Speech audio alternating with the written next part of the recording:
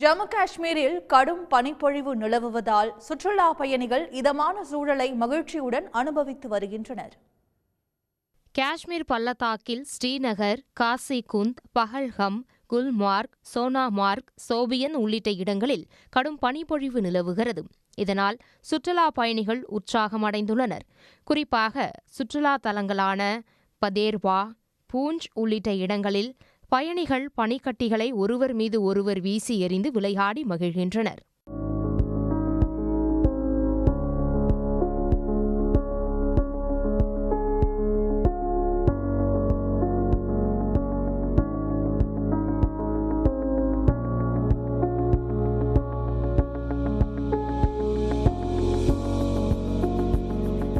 தொடரும் பனிப்பொழிவால் மலை மற்றும் மரங்கள் மீது வெண்படலம் போர்த்தியது போல் உள்ளது.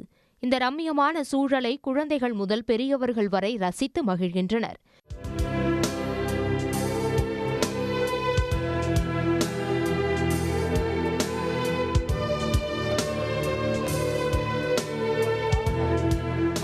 ஜம்மு பகுதியை பொறுத்தவரை பனிஹல் என்ற இடத்தில் கடும் பனிப்பொழிவு நிலவுகிறது. பனிப்பொழிவானது அடுத்த 2 நாட்களுக்கு நீடிக்கும் என வானிலை ஆய்வு மையம் தெரிவித்துள்ளது.